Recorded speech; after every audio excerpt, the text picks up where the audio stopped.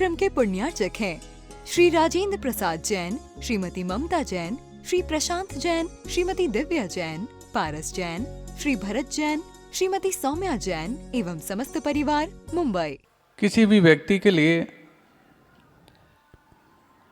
यदि अपने मुख को और अपनी जिह्वा को किसी विशेष विषय पर पहचान दिलाने की आवश्यकता पड़े, अथवा दूसरी भाषा में ये कहा जाए कि जब किसी विषय पर बोलने की इच्छा जाहिर हो और आपके जिहन में कोई शब्द ना सूझ रहे हों, तो दुनिया का सर्वश्रेष्ठ विषय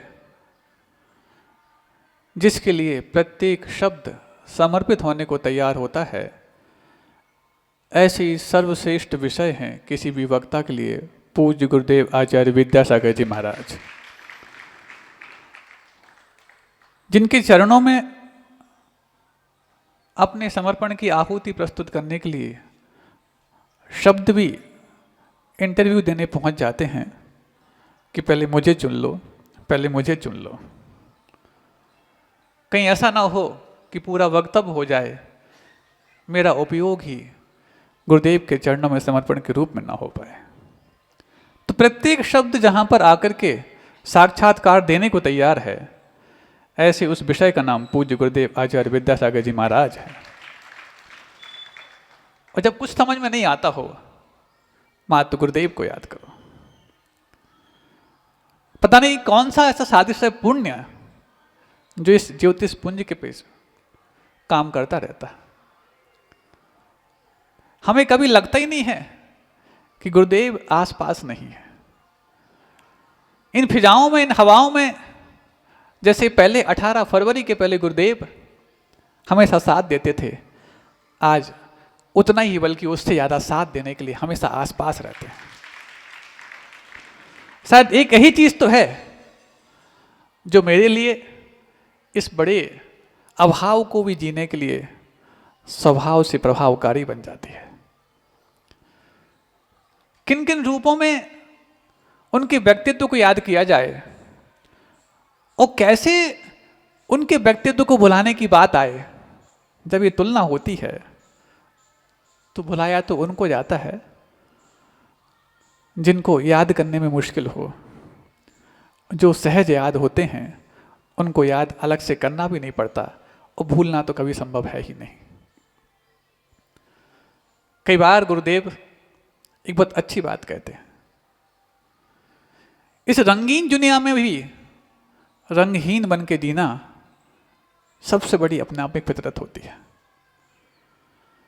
यूं तो ये मोक्ष मार्ग प्रत्येक संगी पंचेंद्री मनुष्य को नसीब नहीं होता, लेकिन संगी पंचेंद्री और मनुष्य बने बगैर भी नसीब नहीं होता।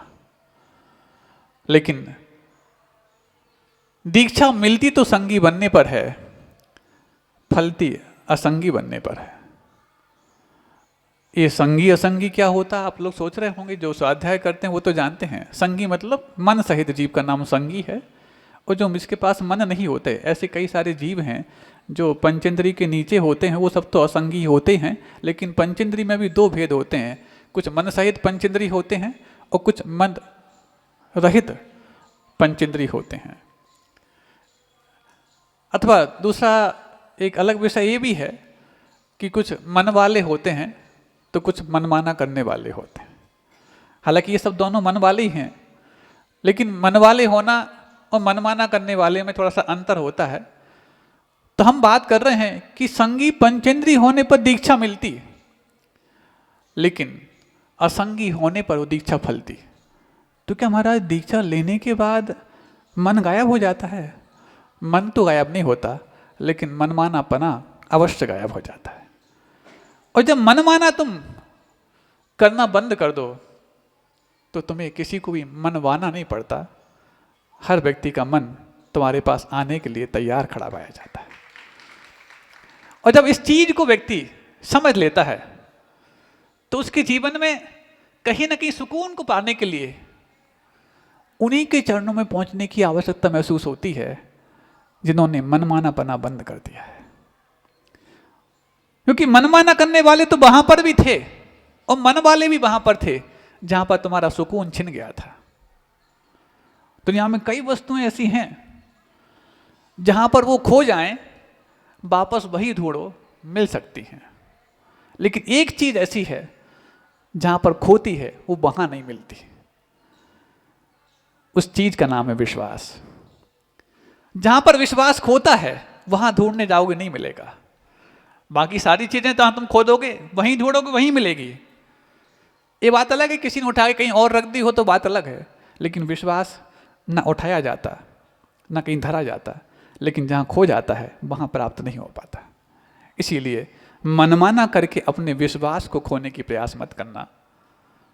मन वाले भले ही हो, तुम्हें दीक्षा मिली है, लेकिन दीक्षा मिल करके मन वाले होकर के भी मन को ठंडे बस्ते में डालोगे तभी जाके वो फल पाएगी।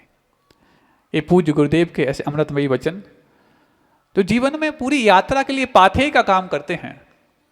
पाथेय आप समझते हैं, आपकी बुंदेलखंडी भाषा में पठौनी बोला जाता है उसको। जब यात्रा में जाओ तो उस समय की बात अलग है जब स्विगी और जोमेटो का ज़माना नहीं था। उस समय अपने साथ अपना कलेवा लेकर के जाते थे और अपने साथ में ले जा कर के ही यात्रा प्रारंभ नहीं हुई कि सबसे पहले याद आता था डिब्बा कहाँ है। बच्चों को तो अक्सर यही होता है, घर पे बोलो बेटा खा के चलो, फिर बीच में तुम मांगोगे तो बार बीच में सबके सामने डिब्बा खोलना अच्छा नहीं लगेगा। नहीं अभी भूख नहीं, अभी भूख नहीं है। उस समय तो बच्चे सिर्फ टैक्सी में बैठना है, कार में बैठ के, तांगा में बैठ के स्टेशन तो पहुंचना है और ट्रेन में जाती फिर देखेंगे। लेकिन जैसे ही ट्रेन में बैठे नहीं भूख लगी, होते हैं ऐसे कुछ बच्चे होते हैं जिनको समय पर दिया जाए तो नहीं, जो वहीं पर बेटा अभी सब कितनी भीड़ में कैसे खोल लें, भूख लगी ना। अब वो माँ सोचती है या पिता सोचता है या जो उनके साथ में है, इतना खोलने में इंसल्ट नहीं होगी, इतना ही बोलेगा भूख लगी ना, इसमें इंसल्ट हो जाएगी, इसलिए खिलाओ इसको। तो ऐसे ही कुछ बच्चे होते हैं, वो उम्र में भले ही बड़े हो गए हो लेकिन उनका बचपना छूटता नहीं। जैसी यात्रा प्रारंभ होती है उस समय उनको भूख याद आती है। गुरु बोलते हैं यात्रा तूने प्रारंभ नहीं की और भूख चिल्लाने लग गया, पहले ही खाता ना खा पी ले। पहले तो यात्रा में जाने का आनंद था, लेकिन जब यात्रा प्रारंभ हो गई तो अब यात्रा का आनंद ना होकर के अब मुझे भूख सताने लग गई। अब तो लक्ष्य कब मिलेगा उसका आनंद आपके लिए आनंदित करता है। हाँ, चीजें उस वक्त ज्यादा आनंदित करती हैं जब आपके सामने नहीं होती अथवा आपके दिमाग में होती हैं। दुकानदार की दुकान में रखी हुई कोई वस्तु जितना दुकानदार की अलमारी में रख करके आपको आकर्षित करती है, उतना उसकी अलमारी से खरीद करके आपके घर की अलमारी में सज्जाएं आनंदित नहीं करती। समाप्त। यही आकर्षण इस संसार में आज तक हमारा बना हुआ है। जब तक वो वस्तु आपके हाथ में नहीं, उसको पाने की पूरी जिद है, और जैसी आपके पास आ जाती है अब उसके महत्व को आप, अरे कितना पैसा खर्च कर दिया, क्या सोचा था और इसको पाके क्या पाया, होता कि नहीं होता। लेकिन फिर भी क्या इस अनुभव को पाकर के भी हम अगले किसी ऐसे कटु अनुभव के लिए पुनः तैयार होते क्या? हो ही जाते हैं। फिर ऐसे एक नई वस्तु की मांग करने लग जाते, ये नहीं अभी मिलना चाहिए। हाँ, हमारी उस वस्तु के एनालाइज करने में कुछ दिक्कत हो गई होगी, इस कारण से वो हमने महंगी खरीद ली और घर में आकर के कोई मतलब की नहीं रही। अब ये अच्छी है, ये थोड़ी सस्ती भी है, वो ज़्यादा अट्रैक्ट, वो किसी के पास है भी नहीं। अब देखो, आपकी जो चीज़ों के प्रति विश्लेषण है वो बदलता है। ये किसी के पास नहीं है, इसे मेरे पास है। वो पहले जैसी वस्तु जैसी महंगी भी नहीं है, और ये उतनी अट्रैक्ट करती है जो उससे भी ज़्यादा करती है जो पहले मैंने ली थी। अब ये तीन चीज़ें आपके दिमाग में आई, अब उसको पाने की उधेड़बुन चालू हो गई। उधेड़बुन समझते हो? अभी आपने उधड़ते रिश्तों की तुरपाई की थी, लेकिन उधेड़बुन अलग वस्तु होती है। ये उधेड़बुन क्या होता है? फिर उधाड़ा, फिर बुना, फिर उधेड़ा, फिर उदना, इसको बोलते हैं उधेड़बुन। वो उधेड़बुन संसार में आज तक चलती रही। कितने कितने उधड़ गए और कितने कितने बुन लिए, लेकिन उसके बावजूद वही धुन लिए। क्या वो वस्तु लाना? हो ले आओ। गए। क्यों? दुकानदार से पूछता, क्यों आपके पास ये कितनी थी? अब वो सोचता है ये इतना ना बोल दे कि मैंने 1 दर्जन मंगाई थी और 11 बिक चुकी, 1 बची है। क्योंकि जैसे ही इसने ये बोला कि 11 बिक चुकी, 1 बची है, तब मेरी इस वस्तु को खरीदने का कोई मतलब नहीं। इतना बोल दे, एक ही पीस मंगाया था सैंपल में, वो भी सिर्फ मुझे पसंद था, लेकिन इसकी कीमत तुम लगाना चाहो तो मैं देख सकता हूं। इतना मात्र कह दे तो उस वस्तु की कीमत इतनी बढ़ जाएगी। वो सुनता है और जैसे ही उसने कहा एक आगे तो बोलो, 1 दर्जन बोल रहे कि 1 पीस बोल रहे हो? एक ही थी ना। अब वो समझ जाता दुकानदार, ये चाहता है कि ये सिर्फ यूनिक रहे, जो सब मुझे मिल पाए। हाँ एक ही, हाँ यही तो मैं सुनना चाह रहा था कि 1 ही पीस था। हाँ तो कितने का है? अब देखो ये तो मैंने अपने घर के लिए मंगाया था, फिर भी तुम्हें पसंद आ रहा है। वो दुकानदार आपकी आंखों में इसका रेट तय कर लेता है कि तुम्हें ये वस्तु कितनी ललचा रही है, और जितनी ललचा रही है उतना लालच उसका बढ़ता जाता है। अब इसके कितने भी भाव बढ़ाए जाएं ये देगा, क्योंकि 1 ही तो है। वैसे तो ये बच्चा मेरा परेशान कर रहा था, उसको देना था, लेकिन अब फिर भी आपको लगता है तो मैं दूसरी मंगा लूँगा। देखो दूसरी नहीं ऐसी मत मंगाना आप। ऐसी यदि आप मंगा लोगे तो फिर मतलब क्या मेरे खरीदने का? मतलब इस टाइप की दूसरी, हाँ तुम ढेरों मंगा लेना, मुझे मतलब नहीं, लेकिन बस ऐसी मत मंगाना। सुन रहे हो आप लोग? क्या इन सब चीज़ों से पला पुसा हमारा संसार तो नहीं? Everybody want to be number 1 and to become a number 1 and to retain the number 1, to remain the number 1। हर व्यक्ति नंबर 1 बनना चाहता है, बने कोई दिक्कत नहीं, लेकिन मैं बना रहूंगा, ये जो भावना भाता है, समस्या यहीं से प्रारंभ होती है। तुम यदि पुरुषार्थ करके अव्वल आ जाओ कोई दिक्कत नहीं है, लेकिन तुम दूसरों को निर्बल बनाने के लिए अव्वल आ जाओ तो ये आपके सही संबल और सही सफलता की निशानी भी नहीं है। बस इतना सा समझ लेना ही आपके लिए अपने उन्नति के रास्ते पर पग बढ़ाना माना जाएगा। तो पूज्य गुरु जी कई बार कहते, संगी बनने पर दीक्षा मिलती, लेकिन असंगी बनने पर दीक्षा फैलती। यूं तो साधु शब्द है ना, साधु, ये धु शब्द धोने के अर्थ में आता है, और मराठी में सा यानी इच्छा, 6 को सा बोलते हैं।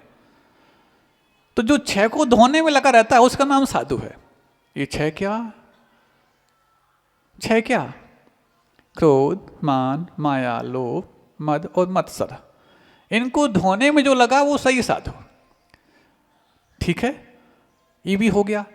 अब सोचो ये सारे काम पूज्य गुरुदेव ने 56 वर्षों में कितने सारे किए, कितने सारे किए। ऐसा नहीं कि सन 1968 में उन्होंने दीक्षा प्राप्त कर ली हो तो बस बन गए, दुनिया ने उनको सिरमौर बना लिया, सिंहासन पे बिठा दिया। ये तो नहीं था। वो सिंहासन से बचते रहे, लेकिन किसी के दिल के सिंहासन से उतर नहीं पाए। मुझे घटना याद आ रही है, जब पूज्य गुरुदेव का संयम स्वर्ण महोत्सव मनाया जा रहा था 2017-18 के बीच में, और